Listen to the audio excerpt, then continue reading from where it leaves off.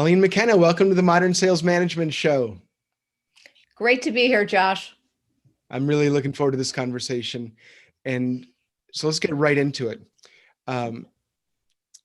This podcast serves CEOs, COOs, chief revenue officers, VPs of sales, anybody who has to take what they know about sales and systematize it for their entire team. How do you raise an entire team up? And you have a particular specialty that I think our audience is really going to dig into. Tell us, because you're kind of in the middle, but kind of on the periphery, and your journey is really interesting. How did you get involved in sales and sales management? Tell us about your path. Well, I've always been in sales from when I graduated from college. I actually knew I wanted to be in a sales role. And I worked for a business publication, which launched in Baltimore, Maryland, a week after I graduated from college, way back when. And I loved it. I loved everything about sales. I loved working for a business publication. And then I went to the Baltimore Sun, which I was really at the Baltimore Sun when we were really at the heyday of print and Sunday newspapers, and I loved newspapers. And then I went into the printing world, got into publishing. So I've always have been in, individual producer, and I've always had a quota, and I've always worked on commission. And then I've run sales teams where they were working on commission and we were all working on commission together. So I definitely, I think, have a perspective of what it takes to hit a quota every single month, how sales has changed. And I remember saying, and I've been saying for a very long time to salespeople that I've, really coached and guided, you've got to learn some of this new technology. You've got to sell a little bit differently than you have in the past, right? What are the broad themes that sales has changed in, let's say, the last 5 years even? Well, the buyer continually knows more and more.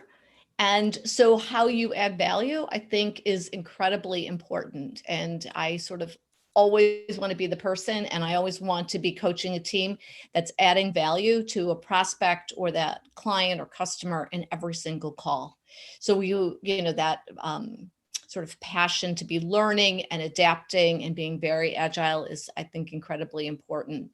And those are some of the strengths that I tap into, sort of naturally how I'm aligned. I'm kind of really a curious person. So I like to ask lots of questions when I'm in that scenario. And I'm talking to somebody who could potentially do business with us. But I think that years and years ago, it was easy to be that subject matter expert. It's a little bit harder to be that subject matter expert because our buyers are very, very well informed these days. So what forms does adding value in every interaction take? What does that look like, and how do you teach that to a team? Yeah, I think it's kind of a little bit difficult. Some of that, I think, is by osmosis and leading that way. But I would say what I have always tried to share with the people that I'm coaching and mentoring and working with on my team is just listen really carefully. And I know that that's, everybody talks about that, but I think very often we have a set of first level questions. And what I would say is, I think it's important to pause and listen to what the answer is and ask a better second level question or a third level question rather than just your series of first level questions, because then we can start to hear things. And that sort of enables us to connect the dots if we're that kind of a person and selling that way in that more consultative fashion. And there's lots of times when, and I had a situation this morning where somebody said, this is what we're doing. And I'm like, oh, can we talk before you actually do that? Because I don't think that that's really in your best interest, because you're kind of putting too many things ahead of some of the foundational things that you said you haven't even taken care of. So I think it's listening. I think it's being willing to kind of not challenge, but to put out there like, hey, let's just think about that first and talk about it. I think people appreciate that. Do you find that sales reps respond to that kind of advice, or are they in the mindset of, sell, not conversation? Yeah, I think it depends on what they're selling and how they're really coached. I'd like to think that most people are really selling at that higher level and really trying to teach and encourage their sales people and business developers to kind of just pause a little bit, because if they don't, they can miss a lot of the cues that actually make for a better engagement in the long run, for And sure. doesn't sound like they're resistant to that in large part. No. Mm-mm. One of the things that you are, I mean, you and I connected on this 10 years ago. Mm-hmm. And one of the things you're most well known for is using LinkedIn to sell. And Mm-hmm. this is the heart of the conversation today. But let's lay the foundation with, what does selling on LinkedIn look like today? What are the biggest misconceptions, and how's it changed over the past couple of years? Oh, I feel like I've watched LinkedIn grow up for sure. Because when we first met, I was sort of looking at HubSpot. I was a HubSpot reseller. I was really involved with LinkedIn. I was pretty early adopter of LinkedIn. I found it pretty fascinating way back then. Even 2010, 2009, people didn't really know what to do on LinkedIn. But we started using it when I was running a sales team for a company in the printing industry. And we could really see some traction starting to happen by building these very intentional networks. 2011, I started seeing LinkedIn hit a tipping point, and I had to make a decision. Do I go down the HubSpot route or do I go down LinkedIn? And I chose LinkedIn just for a couple of reasons. Number one, I could actually, I was getting a lot of traction on that, teaching salespeople and writing profiles. So what immediately I needed to do with LinkedIn was differentiate that I was talking about LinkedIn as a sales tool and a business development tool and a business tool in general, because many of the CEOs that I would get introduced to would say, I don't like social media. So we first had to overcome, we're not talking about social media in this Facebook sense or Instagram sense of the word. One of the things that I talk about all the time, and I talked about it in 2011, and I still talk about it, how we sell on LinkedIn is different. We're really looking at it as top of the funnel. So we are trying to create context for ourselves, for our organizations, look for points of entry, and start a conversation. So we do a lot of LinkedIn outreach on behalf of our clients for lead generation, database building, and we're really, really clear. Top of the funnel. We just need to help our clients find the right people, get connected to those right people, and once again, spark that conversation. The people that are pitching way too early are totally getting shut down. And the number one thing that CEOs and business owners and presidents of companies all over the country are saying is, as soon as I connect with somebody, they want a meeting, they want a phone call, they want a Zoom session, whatever it is, and they're turned off. They haven't earned the right to do that yet and created enough credibility. So there is definitely, especially in 2020, more attention and more people spending time on LinkedIn than ever, because sales professionals cannot travel right now, or to the extent that they were, and may not be for some time. So some of the things that we're talking about is, how do you engage? How are you clear? How do you ask for that meeting? And what's the process that you use to create all of these touches within LinkedIn so that you can ask for the conversation and that meeting to happen? So what are the building blocks so you're not connecting with someone and asking for the meeting right away? That Mhm. worked for about a month a few years back.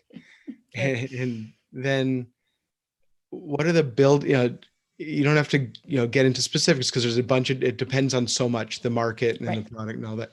But what are the major steps in earning the right to ask for the meeting? Well, the very first thing that we always talk about is, how do you show up? So, how does your profile look? What does your network really look like? Do you know who the people are that you're actually trying to get in touch with? And So a lot of times people will call us and say, I need more prospects. Well, we can find those people all day long. The question is, what are you doing with your current network? Let's start to nurture some of this current network, because there should be some opportunities within that current network and gaps. So we want to fix the gaps immediately. By the way, some of those gaps include not actually being connected to customers you're already working with. It is kind of an aha moment when we download people's networks and we're going through this with them, and I'm like, what's your aha moment? And they're like, I'm not even connected to some of my clients or many of my top clients. We assume we are, we're not. So opportunity right there. The second piece is like understanding how you can reach and create the right kind of context to connect with these new people, right? That you're hoping to do business with.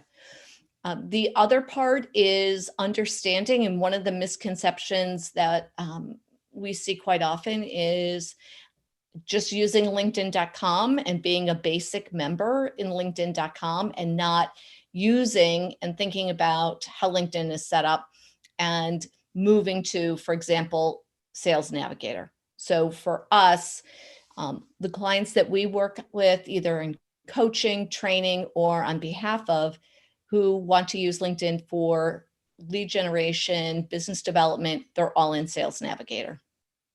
It's built for sales. And when you say top of the funnel, what types of engagement are those? There's obviously connecting. There's, getting into a messaging conversation. How far is too far in terms of asking for someone to get into your lead generation system? Right. So what we typically do is we have a very specific process that we work through using Sales Navigator. So once again, sourcing through LinkedIn, very often we're vetting through their CRM to make sure that these people are already not a client or they don't belong to another salesperson, for example. And then we're trying to get connected. We want our clients to get connected to them, because once they're connected, they have access to an email, perhaps. We will then do follow-up message. We might have 3 or 4 messages going out through LinkedIn. And then if there's no response beyond a connection acceptance, then we're going to suggest move to an email, just a personalized email. We've connected on LinkedIn, would like the opportunity to talk with you. By the way, would like to personally invite you to a webinar.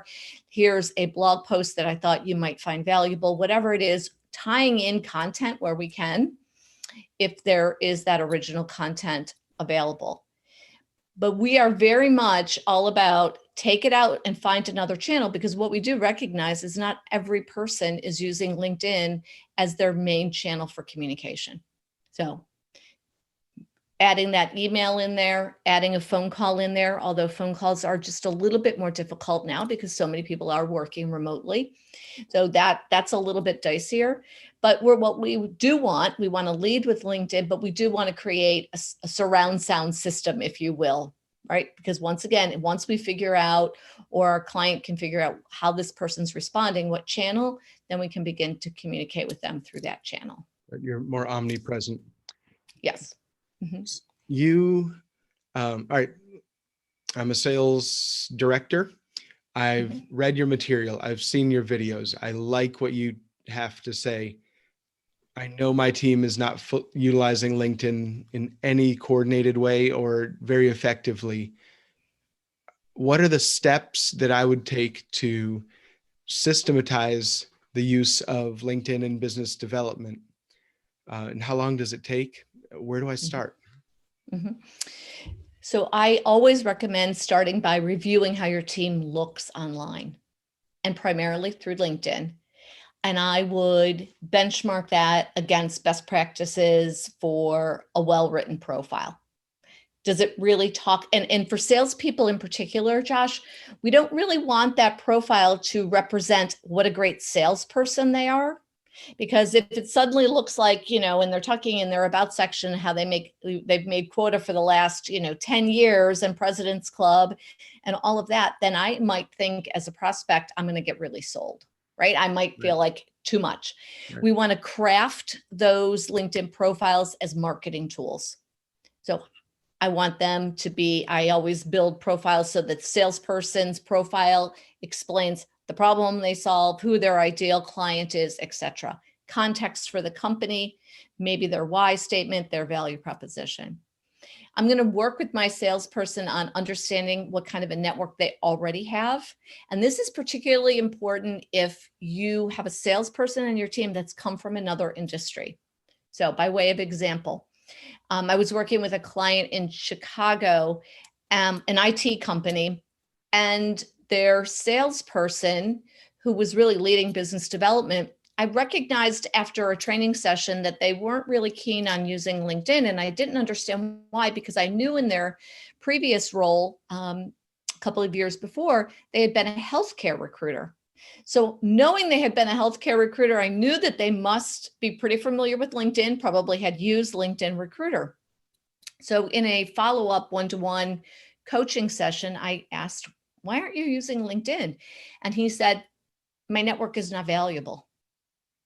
It's all healthcare people. So we basically had to prune his network. So he spent about 2 weeks cleaning out his network. And then we talked about ways to jumpstart his network, because LinkedIn looks at the relevancy of your network.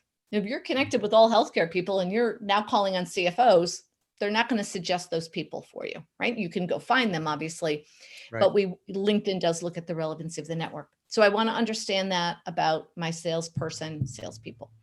Then I would be sure to get them good training. And I typically would say, do a group training to give them an introductory sort of assessment and understanding of how to think about using LinkedIn in a process-oriented way.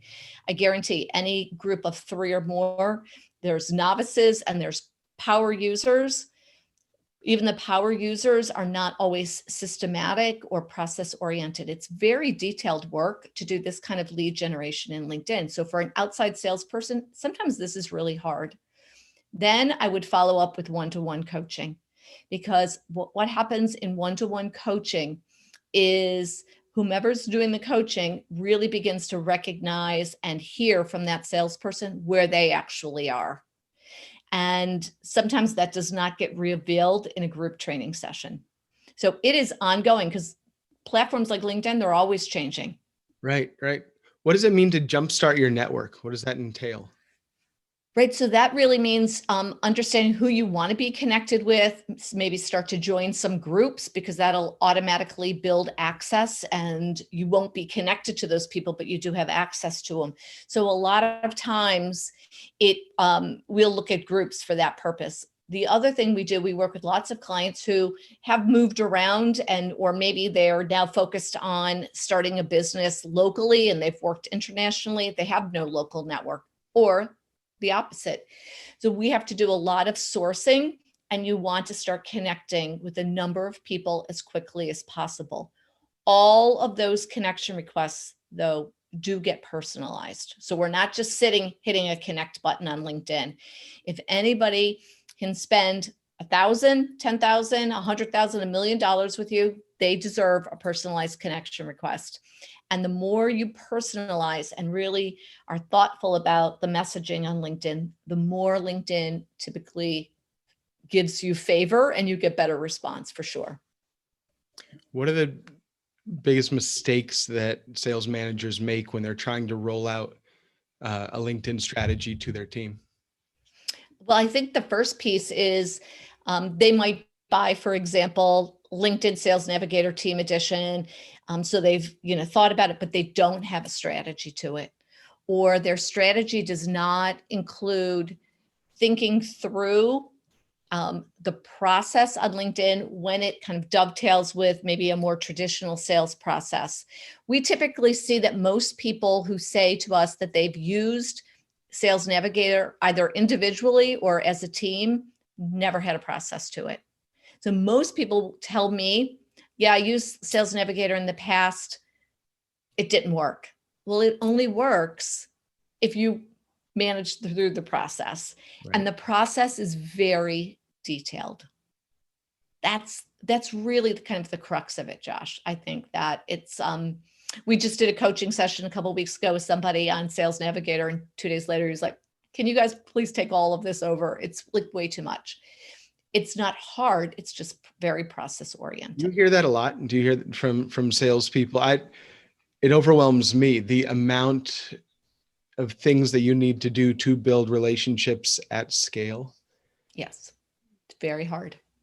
And it takes time, and everybody, not everybody, but people, like, how come it's not happening faster? It is not unlike a traditional sales process where there might be 8 to 12. And I've recently heard those touches, it might even be more touches than 8 to 12. But we want to use LinkedIn for some of those soft touches along the way. And seeing it through, like, we use a couple of tools that enable our clients to have a lot of transparency, and we are held very highly accountable to our clients in terms of results. So while we don't close the business, that's on the sales person or that company, that sales team to do. We are held to particular standards and benchmarks that we need to make sure are transparent all along the way. So we know pretty quickly what's going well and what's not going well for in an engagement. And that's important. It does take dedicated time and a specialty of expertise that I don't know that a lot of sales reps have the time or the brain space to dedicate to this. Correct. It wasn't always this way. Right. No, absolutely. And I think people just naturally have a different expectation because it's online. So it should be faster. It should be easier.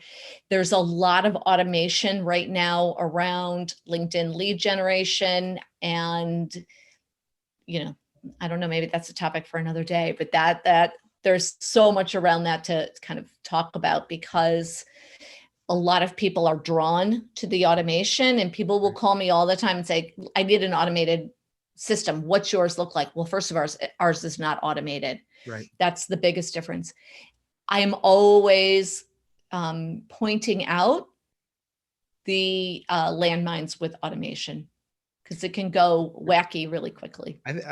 I've done it. It worked really, really well for about a quarter, and but it also made a lot of people very mad. So I think it did more damage to the brand than it brought in revenue long term. What I'm going to wrap up by asking you, what does this look like 2 years from now? What does selling on LinkedIn look like? I think that relationships and our networks will be ever more important. I find that there are people who are far more discerning about the people that they're connected to and how they're connected and how they want to do business. I think that there's the opportunity to build not only networks, but connections and relationships with people via LinkedIn globally that we would otherwise never have the opportunity to meet, talk to, and engage with, and potentially work with. So I see networks and these communities that we're building online becoming more vital to how we do business. I don't know many of our clients who work internationally and who really have been road warriors and plane warriors for a long time are now really focused on, okay, I have to learn this because I can't travel. Even if I'm willing to travel, my clients don't want me there. Right. So I think that getting to know people and building these one-to-ones and building centers of influence and becoming a center of influence as a salesperson is absolutely crucial to building business. I think that's my favorite takeaway from this conversation. That's a good place to leave it. Colleen, where can people connect with you and learn about what you do online? Well, certainly LinkedIn, Colleen McKenna at Intero Advisory, and then our website, interoadvisory.com. I spend a lot of time in both of those places, and we'll respond there. Absolutely. Great. Before we leave this conversation, is there any last overarching advice you'd like to give to the sales management professionals that are listening today? Pay deep attention to this and really continually work with your sales team, because there is so much opportunity. And I think there's more opportunity today than ever. We just might need to uncover some different rocks to find it. That's perfect. Colleen, thanks so much for your time today. This is a great conversation full of actionable advice that people can start looking into and putting in place today. Great. Thanks, Josh. And that does it for another episode of this Modern Sales Management Podcast. Have a great day.